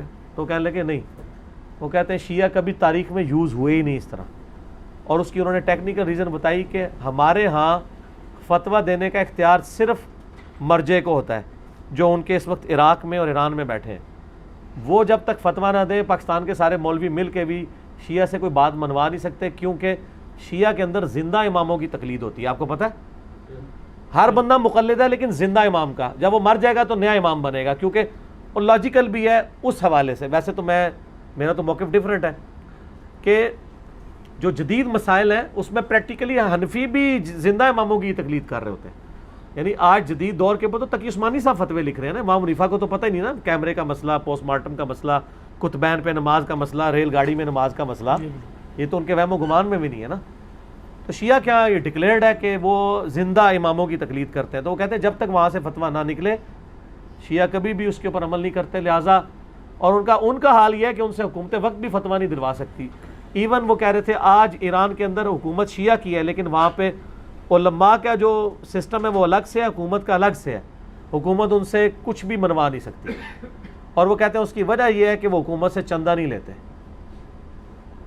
شیعہ کے اندر خمس کا سسٹم ہے تو خمس ڈائریکٹ مرجے کے پاس جمع ہوتا ہے. کہتے ہیں ہاں حکومتیں ضرور ادھار لیتی ہیں ان سے, الٹ ہے سر سسٹم. تو پھر سر مولوی تو پاور میں ہوگا نا. اور وہ کہتے ہیں آپ ہسٹری اٹھا کے دیکھ لیں, شیعہ ہمیشہ حکومتوں میں اپوزیشن میں رہے ہیں, چاہے بنو امیہ ہو بنو عباس ہو. اس لیے وہ بیٹل ہارڈنڈ ہو چکے ہیں اور پرسیکیوشن سہ کے تکلیفیں برداشت کرنے کی ان کے اندر یعنی ایک سمجھے صلاحیت پیدا ہو چکی ہے. لیکن وہ یہ کام نہیں کریں گے کہ کبھی اس طریقے سے ایکٹ کریں. میں نے کہا یہ تو آپ نے میری بڑی تسلی کروائی، ورنہ دیوبند کے ساتھ جو کچھ کیا تھا 9 سے ایکٹر نے، اگر تبلیغی جماعت نہ ہوتی تو دیوبند کا بیڑا غرق ہو جاتا۔ ایک جماعت ہے جس نے دیوبند کو ایز اے مکتبہ فکر زندہ رکھا، وہ تبلیغی جماعت ہے، ان کی ایفرٹس ہیں۔ میں اسی لیے ان سے محبت کرتا ہوں کہ وہ واقعی ان کے اندر مسلمانوں کے نہ صرف تمام فرقوں کا درد ہے بلکہ انسانیت کا درد موجود ہے، اور پنجابی میں جس کہتے ہیں نا ٹڈو ہے، ایکٹنگ نہیں ہے، واقعی اندر تک ہے۔ چند ایک غالی گوزے مولادہ بات ہے، اوورال جو تبلیغی جماعت کا مزاج ہے نا، تمام اختلافات کے باوجود وہ ایسا ہے کہ وہ انسان دوست، انسانیت دوست، مسلمان دوست ہیں، اور جس کی ڈومیننٹ مثال آپ کے سامنے جو ہے وہ مولانا طارق جمیل حافظہ اللہ تعالی ہے۔ بے شک بے شک۔ یہ اذان عصر شروع ہو گئی ہے، بقیہ گفتگو انشاءاللہ اذان عصر کے وقفے کے بعد انشاءاللہ تعالی۔ بسم اللہ والحمد للہ والصلاة والسلام علی رسول اللہ وعلی آلہ واصحابہ اجمعین الی یوم الدین۔ الحمدللہ آج 25 اگست 2019 کو سنڈے کے دن علمی و تحقیقی مجلس نمبر 78 میں ہم انشاءاللہ تعالی اپنی گفتگو کا آغاز وہیں سے کرتے ہیں جہاں پہ اذان عصر سے پہلے ہم نے گفتگو کنکلوڈ کی تھی۔ تو میں بتا رہا تھا امین شہیدی صاحب کے حوالے سے کہ وہاں پہ یعنی ہماری اس ڈسکشن کے دوران ہمیں کئی ایک چیزیں جو ہمارے بڑوں کی پالیسیز ہیں وہ سامنے آئیں کہ کس طریقے سے وہ چیزوں کو دیکھ کے چل رہے ہوتے ہیں۔ بہرحال ہم کسی کے اخلاص کے اوپر شک نہیں کرتے، لیکن یہ چیز ضروری ہے، میں یعنی پرائم منسٹر سے بھی اور باقی اسٹیبلشمنٹ کے اداروں سے بھی ریکویسٹ کروں گا، چونکہ میری ویڈیوز تو آپ کو پتہ ہے یعنی پولیٹیشنز میں بھی، ہائر اپس تک، جوڈیشری میں بھی اور فوج کے اندر بھی لوگ دیکھتے ہیں، اور ماشاءاللہ بڑا چینج آ رہا ہے اللہ کے فضل سے ذہن سازی کے حوالے سے۔ تو میں ان سے بھی ریکویسٹ کروں گا کہ آپ اپنی زندگی میں جب بھی یہ خواہش رکھتے ہیں نا کہ آپ کوئی کامیاب پالیسی بنائیں، تو اس میں ضروری ہے کہ آپ اپنے ناقدین کی باتوں کو بھی سیریس لیا کریں۔ میں نے اپنی زندگی میں اپنے ناقدین سے بہت کچھ لرن کیا ہے۔ میں جس درزی سے اپنے کپڑے سلواتا ہوں پچھلے 20 سال سے، تو مجھے کہتا ہے یار تم نے مجھے درزی بنایا ہے، حالانکہ درزی تو پہلے ہی تھا، کیونکہ جو بندہ ذرا اس کنویں کے مینڈک بنا رہے اور باہر کی دنیا کا اس کو نہ پتہ ہو نا، جب تک کوئی باہر کا بندہ نہ ہائی لائٹ کرے کہ یار یہ تو یہ کرتے ہو تم، اس سے تو بہتر یہ ہو سکتا ہے، چاہے وہ اس کی فیلڈ نہ بھی ہو، گائیڈ تو کر سکتا ہے، تو وہ چیزیں لرن کرتا ہے بندہ۔ میں بھی لرن کرتا ہوں، اور باقی لوگوں کو بھی اپنے آپ کو عقل کل نہیں ماننا چاہیے، لرننگ پروسیس جاری رہتا ہے، لرن کرنا چاہیے، پرائم منسٹر کو بھی، آرمی چیف کو بھی، باقی لوگوں کو بھی، کہ اگر کوئی شخص آپ کے بظاہر خلاف کوئی بول رہا ہے تو اس کی مخالفت کو چھوڑ کے اس کی بات میں دیکھیں وزن ہے یا نہیں ہے۔ کل کو اگر آپ کو اپنی پالیسی شفٹ کرنی پڑتی ہیں تو پھر آپ سے آج قوم یہ تو مطالبہ نہیں کر رہی ہے کہ سر جو آپ پہلے 70 سال پالیسی رکھے تھے اس کی معافی مانگیں، قوم کے ساتھ جو اجتماعی طور پہ اتنے بڑے لیول کی زیادتی ہوئی تھی اس کی معافی مانگیں، ہم تو نہیں کہہ رہے، لیکن کم از کم آپ آئندہ کے لیے یاد رکھیں کہ اب اس وقت اگر کوئی ناقدین کہہ رہے تھے تو آپ معافی تو نہیں مانگ رہے، لیکن جو آپ کے ناقد تھے آج ان کو کم از کم ایوارڈ نہیں دے سکتے تو تسلی کے 2 بول تو بولیں کہ یار آپ لوگ ٹھیک کہتے تھے، ایسا نہیں ہونا چاہیے تھا، ٹھیک ہے۔ تو اس طریقے سے مستقبل میں بھی انسان لرن کرتا ہے۔ امین شہیدی صاحب کو مل کے مجھے یہ آئیڈیا ہوا کہ ہمارے پاس ماشاءاللہ تھنک ٹینکس کی کمی نہیں ہے۔ ان کی گفتگو کا آپ نے میچورٹی کا لیول دیکھا، انٹرنیشنل پولیٹکس پہ جو ان کی نظر تھی، جی، امریکہ، اسرائیل، شام، یہ سارے ایشوز، حزب اللہ سے ریلیٹڈ، حماس سے ریلیٹڈ، یہ ساری چیزیں ہم نے ڈیٹیل سے ڈسکس کی، اور جو کچھ یعنی امریکن پالیسیز ہمارے ملک کے اندر پہلے جو نقصانات ہوئے، جو اب ہو رہے ہیں، جو آئندہ ہونے جا رہے ہیں، اور اس کو کس طرح کاؤنٹر فار ہم نے کرنا ہے، یہ ساری کی ساری چیزیں ڈیٹیل سے ڈسکس ہوئیں۔ یعنی جو ہمارے سنی شیعہ اختلاف ہے اس کے اوپر بڑی معمولی سی کوئی اختلاف کی تو اس طریقے سے ڈسکشن نہیں ہوئی۔ بہرحال یہ ہے کہ انہوں نے اپریشیٹ کیا ہے کہ یعنی اس پلیٹ فارم کے حوالے سے، میں نہیں کہتا میرے حوالے سے، کہ اس پلیٹ فارم سے جو ہارمنی کی ایک آواز بلند ہوئی ہے واقعی وہ گراس روٹ لیول تک پہنچی ہے، یوٹیوب حافظہ اللہ تعالیٰ کی برکت سے، اور فیس بک دامت برکاتہم عالیہ، اور واٹس ایپ مدہ ذلہ کی برکت سے، تو وہ انہوں نے اس کو ایکسیپٹ کیا۔ کیوں جی؟ بالکل صحیح۔ باقی جو کچھ انہوں نے جملے بولے وہ مجھے ریپیٹ کرنے کی ضرورت نہیں ہے، ہمارا ثواب اللہ کے ہاں پکا ہے انشاءاللہ تعالی، ہمیں ضرورت نہیں ہے اپنے لیے کوئی تعریفی کلمات کہلوانے کے۔ باقی تصویریں تو ظاہر وہاں بنی تھیں، وہ انہوں نے اسی دن 5:30 بجے شام کو اپلوڈ کر دی تھی اپنے امین شہیدی صاحب کا فیس بک پہ پیج ہے علامہ امین شہیدی، اس کے آلموسٹ 8.5 لاکھ کے قریب فالورز ہیں، اس پہ انہوں نے تصویریں چڑھا دی تھی الحمدللہ۔ تو دفاع اہل بیت کے حوالے سے میں نے ان کو کہا کہ جی اس وقت لیڈنگ پلیٹ فارم اہل سنت کا ہے جو ناسمیوں کے خلاف کھڑا ہوا ہے، آپ کی طرف سے اس طریقے سے علمی دفاع سامنے نہیں آیا، تو انہوں نے کہا ہم ایڈمٹ کرتے ہیں۔ پھر میں نے ذاکرین کا رونا بھی ان کے سامنے رویا کہ یہ ذاکرین سے ممبر چھینے، ان لوگوں نے آپ کے مکتب اہل بیت کو بھی بدنام کر کے رکھ دیا ہے۔ تو وہ مانے کہ واقعی، اور ان کا اب آپ دیکھ رہے ہیں کہ بڑے جتنے سٹیز ہیں ان کے اندر ذاکرین کو محرم کی مجلسیں پڑھنے کی اجازت نہیں دیتے، ان کو زیادہ زیادہ ایک نعت خوانی والا مرثیے پڑھنے کی اجازت ہوتی ہے، ان سے ممبر چھین لیے ہیں۔ پھر وہ کہہ رہے تھے کراچی کے اندر بھی علماء کے پاس ممبر ہے، تو سر علماء کی ہم بڑی عزت کرتے ہیں، علماء بھی عزت کروائیں۔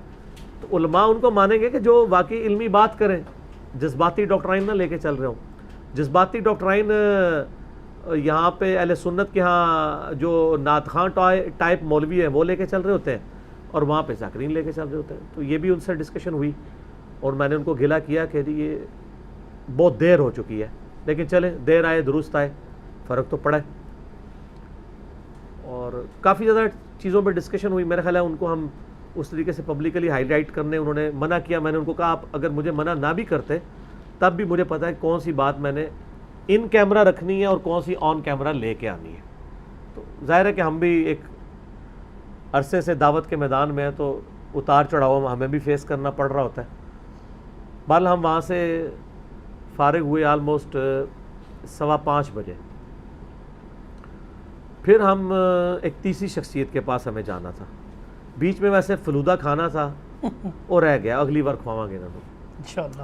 دکان کا نام میں نے اس لیے نہیں لینا کہ وہ ہمارے ٹی وی پہ ایک اینکر ایسے ہیں نام لیے بغیر، وہ اکثر دکانوں کے تعارف کرواتے ہیں اور لوگ بڑے خوش ہوتے ہیں، وہ دکاندار بتاتے ہیں ہم سے پیسے لے کے ہمارا نام لیتے ہیں۔ تو بڑا دکھ ہوا کہ یار یعنی اس ملک کا پولیٹیشین بھی اسی طرح کا ہے، اور عوام بھی اسی طرح کی ہے، اور اینکر بھی اسی طرح کے، اور صحافی بھی اس طرح کے، لیکن اچھے لوگ ہر جگہ موجود ہیں بے شک۔ تو وہ بال ہمارا فلودہ مس ہو گیا۔ پھر ہم جامعۃ الکوثر، جس طرح جامعہ سلفیہ اہل حدیث کا اسلام آباد میں H8 کے اندر بہت بڑا مرکز ہے، مدرسہ ہے، کئی کنالوں پہ پھیلا ہوا گورنمنٹ کی طرف سے، اس طرح شیعہ کو بھی انہوں نے ایک بہت بڑا دیا ہوا ہے، ایک جگہ وہاں انہوں نے مدرسہ جامعۃ الکوثر بنایا ہوا ہے H8 کے اندر۔ تو وہاں پہ ہم نے پہنچنا تھا ملاقات کے لیے آفتاب جوادی صاحب۔ آفتاب جوادی صاحب آپ سمجھ لیں اس وقت اہل تشیع کے ہاں علمی اعتبار سے، اسماء و رجال کے اعتبار سے، اور خصوصاً سنی کتابوں کی ایکسپرٹیز ان کی اتنی بڑی ہیں کہ کئی معاملات میں شیخ زبیر علی زئی صاحب رحمہ اللہ تعالیٰ بھی ان سے کنسلٹ کیا کرتے تھے، اچھا، اور ان کے بڑے قریبی دوست ہیں۔ ماشاءاللہ، نظر بھی آ اور یہ مجھے خود بھی آپ نے دیکھا بھی ہے، جی بالکل، مجھے خود بھی شیخ زبیر صاحب کہتے تھے وہ جوادی میرا بڑا پکا دوست ہے، میں جب پنڈی ہوں تو اسی کے پاس کھانا کھاتا ہوں، رکتا ہوں۔ تو اب چونکہ ہمارے لیے تو یہ چیز اہم اس لیے بھی تھی کہ ہم چلیں شیخ زبیر صاحب کی یادیں تازہ کریں گے ساتھ بیٹھ کے، تو انہوں نے کئی ایک واقعات سنائے جو یہ کیمرہ متعمل نہیں ہے سننے کا، بالکل ٹھیک ہے، کیونکہ اس میں کئی ایسی باتیں جو لوگوں کو ہضم نہیں ہوں گی۔ تو مجھے تو خیر پہلے پتہ تھی، میں نے اپنے ساتھیوں کو سنوانا چاہ رہا تھا، ان کو فرسٹ ہینڈ نالج مل جائے کہ جو میں باتیں شیخ زبیر صاحب کے بارے میں کرتا تھا، ایک سیکنڈ بندہ بھی آپ کو گواہی دے گا کہ وہ اپنی پرسنل میٹنگز میں کتنے آؤٹ سپوکن تھے کئی ایشوز کے اوپر، جس میں سنی شیعہ کا ایک بہت زیادہ جھگڑا بنا ہوا ہے، اور اس میں وہ صحیح بات کو صحیح اور غلط بات کو غلط کہتے تھے۔ ان کے پاس ہم آلموسٹ میرا خیال ہے ہارڈلی 40-50 منٹ ہی بیٹھے ہیں، اور چائے وغیرہ پی اور تھوڑا بہت جو انہوں نے کوئی انتظام کیا ہوا تھا، وہاں پہ بھی یعنی تصویریں وغیرہ کچھ کھینچی تھی انہوں نے بھی، کچھ ہمارے بھائیوں نے بھی، وہ بھی انشاءاللہ ہم اس ویڈیو میں جستا جہاں جہاں جو ایریے کی تصویریں ہیں وہ لگا دیں گے۔ مولانا اسحاق صاحب کے حوالے سے ڈسکشن ہوئی، وہ کہتے ہیں میں ان کے ملنے گیا، میں کہتے ہیں میں نے اتنے اخلاقیات ان کے شاگردوں میں اور ان میں جو دیکھیں اتنی اخلاقی اقدار میں نے زندگی میں کسی میں آبزرو نہیں کی، اور وہ مولانا اسحاق صاحب واقعی اس طرح کے انسان تھے، کوئی شک نہیں۔ میری ان سے ڈیٹیل ایک ہی ملاقات ہوئی ہے جو میں نے ان کا انٹرویو کیا تھا 23 مارچ 2012 کو، میں نے اس میں ہی چیزیں آبزرو کر لی تھی کہ وہ ٹرو جینٹل مین ہے۔ تو اللہ تعالیٰ ان کے ساتھ عافیت والا معاملہ فرمائے، گناہوں سے درگزر فرمائے۔ تو ماشاءاللہ دنیا سے تو چلے گئے ہیں لیکن آج بھی ہر طرف یہی باتیں ہو رہی ہیں، بالکل صحیح، ان کی باتیں۔ پھر انہوں نے کچھ کہا کہ جی کچھ اہل حدیث علماء ہیں جو ہم پہ جھوٹ باندھ کے وہ تو والے ویڈیوز چڑھا رہے ہیں اور بالکل جھوٹ بول رہے ہیں. تو میں نے ان کو کہا جی آپ میدان میں آئے. کہتے ہیں میں ان کے بارے میں ایک مقالہ لکھ رہا ہوں. میں کہ مقالے کو نہیں جو پڑھ دے, اگر کوئی پڑھتا ہوتا تو اللہ کی کتاب پڑھتا. تو آپ ویڈیو بنائیں اور ویڈیو ریکارڈنگ میں چیزیں دکھائیں. خیر ابھی تک تو وہ آمادہ نہیں تھے, لیکن اس میٹنگ میں ہم نے سب لوگوں کی موجودگی میں, ان کے بھی اپنے جو بیٹھے ہوئے تھے, ندیم بھائی بھی بیٹھے ہوئے تھے, وہ بھی ان کے علماء میں سے. کبھی یہ کیپٹل ٹاک میں احمد میر صاحب ان کو بلاتے رہتے ہیں, ندیم عباس صاحب وہ بھی بیٹھے ہوئے تھے. انہوں نے کہا جی بس انجینئر صاحب بنوا لیے ان سے, اب ہم ان سے بنوائیں گے ویڈیو. میں نے کہا جی بالکل بنوائیں آپ ویڈیو. تو یہ ساری ڈسکشن ہوئی. اس کے بعد ہم نکلتے وقت ایک 2-4 تصویریں ان کے ساتھ جو ریکارڈ ہو گئی تھیں وہ ہوئی. باقی کچھ چیزیں ایسی ہیں جو ان کیمرے ہی آپ رہنے دیں, ڈسکشن ہوئی. اور وہاں سے نکل کے ہم پھر 2 بریلوی علماء کو ملنے گئے. آگے سب کچھ سینسر ٹھیک ہو گیا. اس کی وجہ یہ کہ آپ دیکھیں ہمارے ملک میں بریلوی مکتبہ فکر ایک نان وائلنٹ مکتبہ فکر تھا. کوئی جہادی تنظیم نہیں تھی, کوئی لڑائی جھگڑا نہیں تھا. پچھلے 2-3 سالوں سے یعنی ان کے اندر آپ دیکھ رہے ہیں کس طرح کی تبدیلی رونما ہوئی. چند لوگوں نے اپنے ذاتی مفادات کی خاطر ان کو یوز کیا, یوز کر کے آسمان پہ چڑھایا اور آسمان سے نیچے پٹک دیا. لیکن اس دوران جو تبدیلی, ہم وقتی گینز تو کر لیتے ہیں کسی کو اٹھا کے, لیکن یہ نہیں دیکھتے اس کی وجہ سے جو باقی عوام الناس کے مینٹل ماڈل تبدیل ہوتے ہیں وہ ڈکیز میں جا کے ریکور کرتے ہیں. کیونکہ وہ ذہنی آپ ساخت ہی بدل دیتے ہیں, سوچنے کی ہر چیز نیگیٹو, ہر ایک بندے کو گستاخ رسول, ٹھیک ہے جی, کاٹ دو, مار دو, جلا دو, وڑ دو. جب یہ آپ کرتے ہیں تو آپ بے شک چلے بھی جائیں, آپ نے ہزاروں لاکھوں لوگوں کے دماغ میں یہ یعنی چیزیں گھسا دی ہیں, وہ تو اب نکلتے ہی نکلیں گی. ٹھیک ہے, باقی ملک کے ساتھ جو کچھ ہوتا رہا آپ دیکھ لیں ان 2-3 سالوں کے اندر. اب جا کے تھوڑا سا سکون آیا اور نئے سافٹ ویئر انسٹال ہونا شروع ہو گئے علماء میں, تو اب وہ ان میں وہ والی سختی نہیں رہی ہے. لیکن ابھی بھی چونکہ جو وہ تبدیلی آئی تھی وہ عوام میں تو موجود ہے, تو اس لیے بریلوی علماء میں سے یا تو کوئی بہت دلیر ہو تو وہی اپنے آپ کو اوپنلی پریزنٹ کر سکتا ہے. باقیوں میں اتنی جرت بھی نہیں کہ وہ ایک تصویر میرے ساتھ کھنچوا لیں. وہ کہتے نہیں ہماری عوام ہمارے ساتھ ایسی کی تیسی پھیر دے گی. بلکہ ہمارے بھائیوں نے, میں نے تو خیر انہوں نے مجھے ایک کہا کہ میں نے کہا نہیں یار چھوڑیں, ہمارے لیے ملاقات امپورٹنٹ ہے, آپ ہم سے گلے شکوے کریں, ہم آپ سے کرتے ہیں. اور ہم نے کیے. بھائیوں نے ریکویسٹ کی کہ جی چلیں آپ تصویر کھنچوا کے بعد میں یہ کہیں کہ وہ آیا تھا ادھر, ہم نے اس کو سمجھایا ہے. کیوں نہیں ندیم بھائی, یہ تو کر سکتے ہیں نا. وہ کہتے ہیں نا یہ بھی نہیں کر رہا, کیونکہ ان کو اپنی عوام کا مزاج پتہ ہے. بلکہ وہ کہنے لگے ہم تو آپ کے خلاف ویڈیو نہیں بنا رہے ہیں. میں نے کہا کیوں؟ وہ کہتے ہیں اس لیے جب ہم آپ کے خلاف ویڈیو بنائیں گے نا تو ہمیں پھر اولو العلم قائما بالقسط بھی بننا پڑے گا. کیوں؟ کیونکہ میں تو آپ پتہ منہ پھاٹوں, میرے خلاف ویڈیو آئے گی کوئی اس طرح کی 2 نمبری, میں تو لا کے ہاتھ پڑھا دیں گا پگڑی, اور کوئی چیز نہ سمجھیو. تو وہ کہتے ہیں کہ مسئلہ یہ ہے کہ انجینئر صاحب جب آپ کے خلاف ہم ویڈیو بنائیں گے نا تو ہمیں ماننا پڑے گا کہ انجینئر کی یہ 70% باتیں ٹھیک ہیں, یہ 30% میں وہ ڈنڈی مار رہا ہے, وہ بھی ان کے بقول. تو کہتے ہیں وہ ڈنڈی کا جو جواب ہے نا وہ تو انہوں نے بھول جانا ہے. انہوں نے کہنا تسی 70% ٹھیک کیوں کیا ہے, ایسی دی تیسی تہاڈی, تسی انہوں ٹھیک کہہ دیا. اور وہ ٹھیک کہنا ان کی مجبوری ہوگا کہ وہ جواب کیسے دیں گے. ٹھیک ہے, اگر میں آپ بریلویوں کی گستاخانہ عبارتوں کا رد کرتا ہوں تو میں یہ کہتا ہوں کہ اعلیٰ حضرت نے حسام الارمین میں جو علماء دیوبند پہ گرفت کی ہے وہ ٹھیک کی ہوئی ہے, آگے پھر میں چلتا ہوں. لیکن مجھے یہ خطرہ نہیں ہوتا کہ ہمارے اسٹوڈنٹس کہیں گے آپ نے اعلیٰ حضرت کو اعلیٰ حضرت کیوں کہہ دیا, ٹھیک کیوں کہہ دیا. کیوں؟ ہم نے وہ فرقہ وارانہ ذہن ہی نہیں بنایا ہوا. ان کو پتہ ہے یار یہ مجھ سے مزاج آدمی ہے, جو بات صحیح ہے وہ صحیح کہے گا. دیکھ لیں جس مولوی پہ حملہ ہوتا ہے, علمی حملہ, اور وہ بندہ حق پہ ہوتا ہے, میں اس کا دفاع کرتا ہوں. جنید جمشید صاحب کے اوپر کس طریقے سے پروسیکیوشن ہوئی کہ ایون طارق جمیل صاحب بھی ان کے ساتھ کھڑے نہیں ہوئے اور کہا کہ اس کا ذاتی بیان تھا, بچہ ہے, غلطی ہوگی, معاف کر دیں. میں نے فرنٹ سے لیڈ کیا, میرا کیا لینا دینا تھا ان کے ساتھ. میری تو زندگی میں ان سے ملاقات بھی کبھی نہیں ہوئی. البتہ وفات سے 1 مہینہ پہلے میرے ایک آفس کے کولیگ کو وہ لاہور ملے تھے. انہوں نے مجھے بتایا کہ انہوں نے ویسے ذکر کیا تو آپ کا, تو میں نے ان کو بتایا کہ وہ ہمارے آفس میں ہوتے ہیں. تو انہوں نے کہا میں نے انجینئر صاحب سے ملاقات ضرور کرنی ہے. تو ان کا جب آپ اسلام آباد ہیں تو آپ کی ملاقات کروا دیں گے. انہوں نے وہ میری ساری ویڈیو دیکھی ہوئی تھی, جس کی وجہ سے سارا ایشو ڈائلیوٹ ہو گیا تھا اللہ کے فضل سے. اور میں نے کتاب و سنت کا دفاع کیا تھا, کسی شخصیت کا نہیں. بال اس کے 1 مہینے بعد ان کی شہادت ہوگی تو موقع نہیں ملا.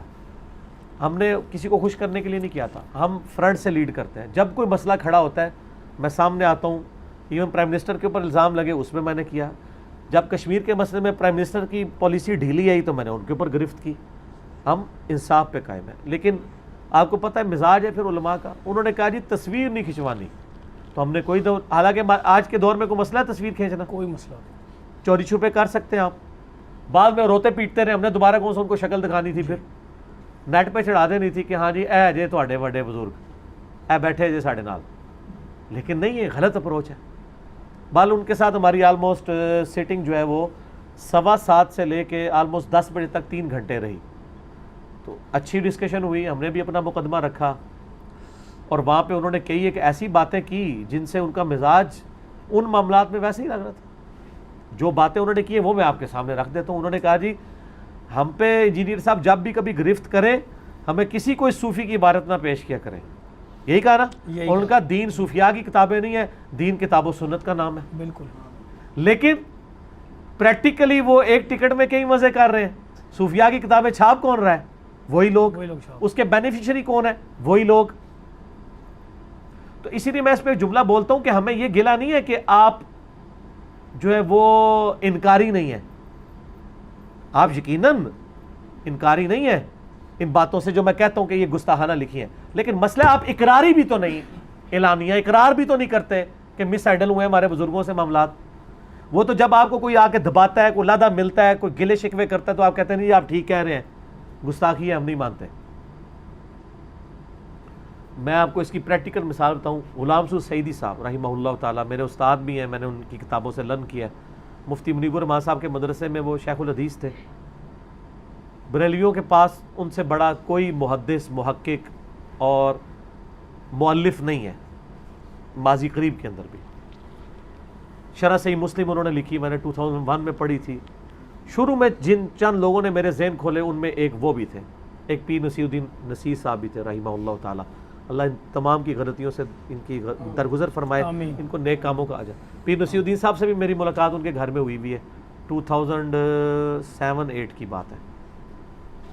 تو یہ 2007 میں غلام سعود سعیدی صاحب سے کراچی ملاقات ہوئی, مفتی منیب صاحب کے مدرسے میں. تو میں نے ان سے کئی ایک باتیں ڈسکس کی جس میں میں نے اعلیٰ حضرت کی عبارت جو ملفوظات والی ہے کہ انبیاء کی بیویاں ان کی قبروں میں پیش کی جاتی ہیں, نعوذ باللہ ان سے شباشی کرتے ہیں, ان کا ایک گستاخانہ ہے. نماز غوثیہ کہتے ہیں شرکی ہے, لیکن یہ کہیں لکھا نہیں ہے انہوں نے. ایک بندہ ابھی سامنے آیا ہے جو سب سے بڑا مناظر اس وقت, یعنی 19 مناظرے اس بندے نے جیتے ہوئے ہیں, اور وہ گلہ کر رہے تھے کہ عمران خان نے 1 ورلڈ کپ جتایا تھا, میں نے 19 ورلڈ کپ آپ کو جتائے ہوئے ہیں.